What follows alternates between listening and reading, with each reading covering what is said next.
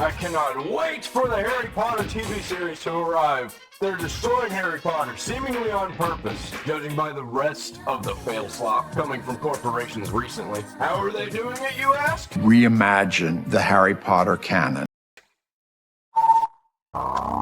They have done a brilliant job of selecting this extraordinary ensemble. You sure about that? You sure about that? And this will go down as one of the dumbest decisions in the history of Hollywood. Or it's one of the smartest, because the people invested in all of this don't care if the properties they milk die, because they're faceless and nameless in the eyes and ears of the public viewers. And as everything crumbles, that also creates less competition for their other investments in entertainment and media, because they're invested in everything, and these investors all play the same game, and they don't care about anything but money. Cultural breakdown, suffering, war, whatever it is, if it means money, then there will be more of it until somebody puts a stop to it. Judging by the handling of the Epstein stuff and the crazy shaking of hands of international profiteering warmongers that our government is actively working with, I'd say we're just about right fucked. I don't think I'm going out on a limb here by saying the Harry Potter backlash has gone nuclear. Too soon?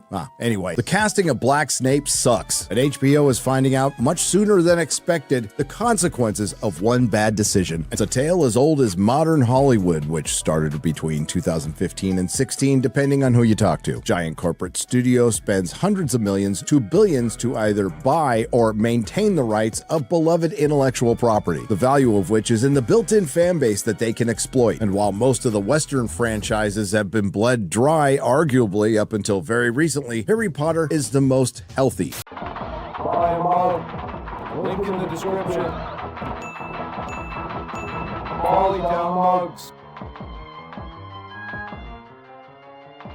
If I'm wrong about international evil retards destroying everything on purpose to make more money and destroy the culture of the United States, then why does this keep happening everywhere, and all of these public companies that happen to also be international and held up by international investors such as Saudi Arabia, Israel, China? None of the other companies are having these troubles. It's just these international ones that push all the corporate woke shit that keep failing, but somehow pretending they aren't, and then turning around and spending more and more money.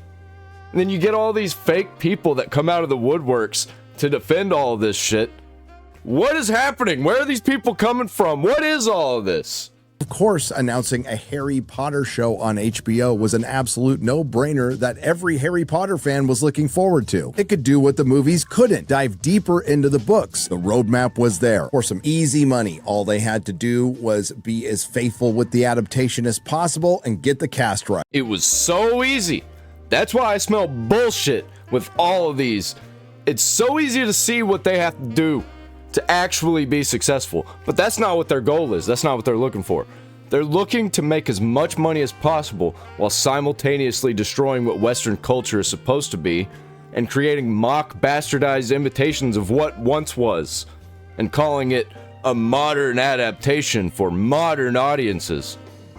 I think there's something fishy going on with investing, stocks, and money collection internationally, and people are setting themselves outside of the planet of humans to look down on us like they're gods while we live in the pods, eat the bugs, and run their machines to keep them immortal and in positions of absolute power forever. And if you're starting to get Rings of Power vibes with HBO's Harry Potter, you're not alone. Immediate fan backlash over inauthentic casting. Both shows' initial trailers were preceded by preemptive PR campaigns that used the narrative of toxic fandom to shield them from criticism. You know what? I'm here for it, actually. Finally, we can end these forever franchises that just get milked dry and left to die and rot and be forgotten. We can actually say we get definitive endings to a bunch of franchises we grew up with. Whatever happened before said series or franchise went woke, that's where it ended. Everything after is just fan fiction. At time of recording, the Harry Potter teaser trailer on YouTube is currently sitting at 267,000 likes to 264,000 dislikes. And just like the initial Rings of Power trailer, HBO's Harry Potter trailer is ratioed worldwide. There's HBO Max Nordic, HBO Max Australia, HBO Max Germany, and HBO Max Asia. And 100% of those ratios come from the casting of Black Snape. That's a whole lot of races, huh? Anyway, if you have any doubt where these ratios come from, all you have to do is go to any of the selected channels and look at the comment section. It is now dominated by one subject, Black Snape, damage control, and rolling out a behind-the-scenes documentary 8 months before the series comes out. Normally, these behind-the-scenes are shown during or after a show drops, and unfortunately for HBO, it didn't help. As a matter of fact, it made things worse. Everything about this show is a red flag, and everything is failing. People who are defending this show are either liars, don't actually know what's going on, they're bots, or they're just absolutely brain-cooked, window-licking, mouth-breathing retarded. Embarrassing. Even the leftoids are hating this one because J.K. Rowling. Rowling? I don't know how to say her name. So I don't even understand who they're trying to pander to. The woke audience they're trying to capture, and the sad chuds just watching and hoping someday they'll get something good again, are completely out on this one. I'm not seeing any real people who have recognition online coming out saying this looks good. And the only people I'm seeing saying they're gonna watch it are shitting on it. And they're only gonna watch it because it's their job and they're gonna make fun of it. And they're gonna probably make way more money than this show ever could possibly dream of. They're either saying it looks meh, bad, laughing at the memes, or they just aren't interested. Normally, I wouldn't be interested either. I'm only interested because I know the internet is going to be extremely entertaining for about a week while everyone argues about whether or not it's a 10 out of 10 greatest thing ever or 0 out of 10 worse than Dragon Ball Evolution and Snow White. Lindsay Weber infamously said, "It felt only natural to us that Tolkien's world would reflect what the world actually looks like." To reimagine the Harry Potter canon, to let it breathe. We get to enact all the things that you know are going on in the wings, but you don't see them. We really wanted to celebrate it as a moment to do things a little bit differently. That's right. The good old updated for a modern audience was insinuated throughout this special. And when they weren't outright telling us, they were showing us. There seems to be a lot of South Asian representation in Slytherin. What are you trying to say then? What are they, fucking racist or something? The final and most damning commonality with the Rings of Power, due to the questionable casting choices of a black female dwarf and Don Lemonless, Tolkien fans naturally asked, if you were going to change that, what else are you going to change? And it turned out to be everything. When showrunners J.D. Payne and Patrick McKay decided just to create their own story and call it Tolkien. The exact quote from Patrick McKay was,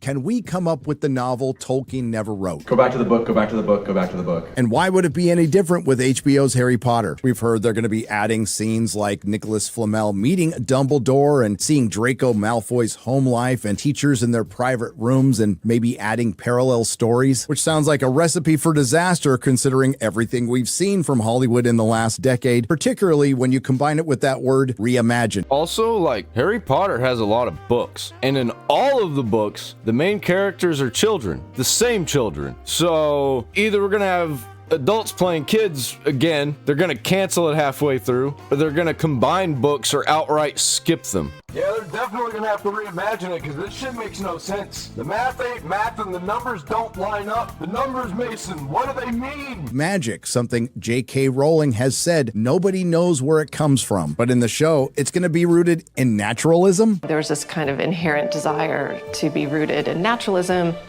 also in this idea of at the core of Harry Potter, nature is the root of magic. We really wanted to celebrate it as a moment to do things a little bit differently. In isolation, that statement might seem innocuous. Unfortunately, we're not in isolation, and we've seen this all before. So if they're willing to drastically change the cast, explain magic when J.K. Rowling never felt the need to, add things that weren't in the book that are completely unnecessary, are they going to start changing the characters? And I think the answer is yes. They will change whatever makes it convenient for them and whatever dumb shit they think is important or cool, like a fan fiction. JK is out here doing fan fiction of her old stories because she can never do anything that cool again. Reminds me of a famous John Ronald Reuel Tolkien quote that is even more applicable today than when he said it. Canons of narrative art in any medium cannot be wholly different, and the failure of poor films is often precisely an exaggeration and in the intrusion of unwarranted matter owing to not perceiving where the core of the original lies. And this brings us back to Black Snape and that inexplicable occurrence we had over the past weekend. Saturday Night Live not only made a skit that was funny, they made one that was smart.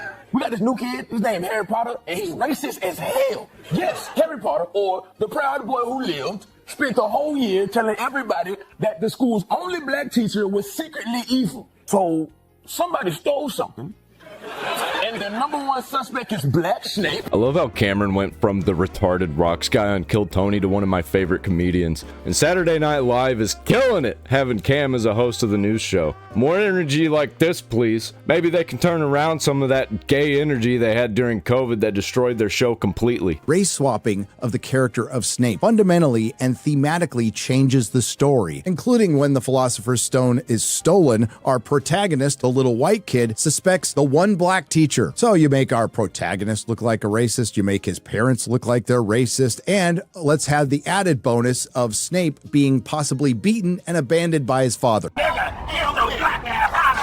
Get your black ass out of here. This might be one of the most famous cases of painting yourself into an identity politics corner. If you start going this far off the book, you're just in the realm of fan fiction, which some might argue is already happening. Yep, that's me. I'm in that camp. This shit is fake as fuck, and nobody's buying it anymore. People defending it online aren't real. Same goes for the video game industry and any other forms of entertainment. This shit is done. A quote from another author who's having his own issues with an HBO show, George R. R. Martin, who famously isn't even talking to showrunner Ryan Condell of House of the Dragon due to his changes from the books. Fantasy needs to be grounded. It is not simply a license to do anything you like. Smaug and Toothless may both be dragons, but they should never be confused. Ignore canon and the world you've created comes apart like tissue paper. It never ceases to amaze me how Hollywood could fuck up an easy layup or lay, yet here we are, unfortunately going down that road again when all we wanted was a good TV show to watch. I actually disagree. I think you can deviate from the source if it makes sense, and it's a good choice. Nothing about this show, though, is a good choice. If they wanted to race swap a character, they should have chose somebody like Hagrid, or even Dumbledore. Idris Elba as Dumbledore would have slapped hard. Or McGonagall or somebody. Idris Elba as McGonagall. But really? Fucking Snape? You might as well have race swapped Harry Potter himself. They definitely aren't deep enough in their empathetic values to do that, though. Mindy Kaling's self-insert South Asian Velma, Yara Shahidi's Black Tinkerbell from Peter and Wendy, Billy Porter as the fairy godmother from Amazon Cinderella. I don't think anyone will forget Rachel Zegler as Snow White, a character who was literally described as having skin as white as snow. Very evidently so. Then, of course, there's the historical figures, Black Cleopatra, Black Anne Boleyn, Black Edward VI, who is also gay and disabled. Netflix turned the historical Norwegian ruler Jarl Haken into a black female Viking, and a dishonorable mention here, Cynthia Erivo playing Jesus Christ. Buy 'em all. Link in the description. Polytown mugs. Adios, turd nuggets.